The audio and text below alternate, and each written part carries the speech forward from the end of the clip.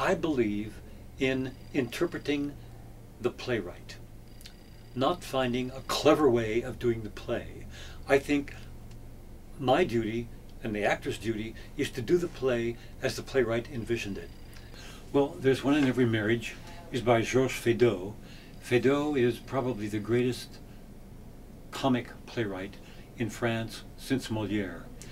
I chose this play because I think it's his greatest play. It's very funny, and yet it has sort of, it's not a message, it's not that strong. He didn't write it for the message, he wrote it for people to have a good time.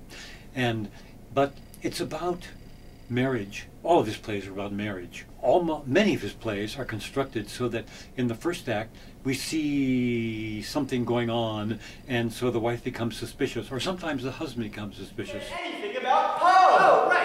No Poe. I mean, if we hadn't known you were... If we hadn't known you were... Nowhere! If we hadn't known you were nowhere. For sake, shut up! Please, I don't know what I'm saying. Well, I'm glad we've cleared that up. I'm beginning to think my suspicions were right. In the second act, everybody seems to turn up at the same hotel. And it's a hotel where the husband might be going to meet a woman, or the wife might be going to meet a man, and they don't want all these people to be there, but everybody they know seems to turn up at this hotel. So the central act is the wild, wild one, in which there's all this running around, and Feydeau always said, when I write a play, I try to imagine who shouldn't meet, and I make them meet as quickly as possible.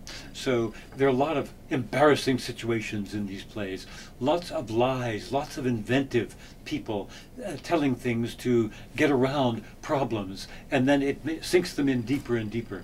So it's a very funny play. Oh, I see. Yes, a surprise visit. The gall. Are you acquainted with this gentleman? Of course I am.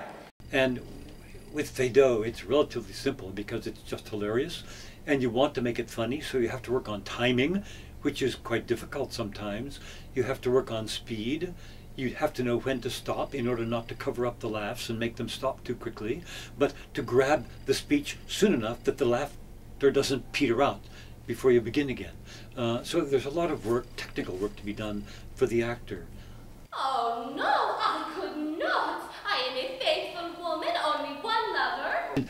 It's a wonderful training for the actors, because this kind of farce demands the energy of an athlete. You have to work out really before you can do it. You have to work up to it. It demands lots of speed and lots of physicality and speaking rather fast. So it's a very demanding kind of play to do. It's harder to do than tragedy.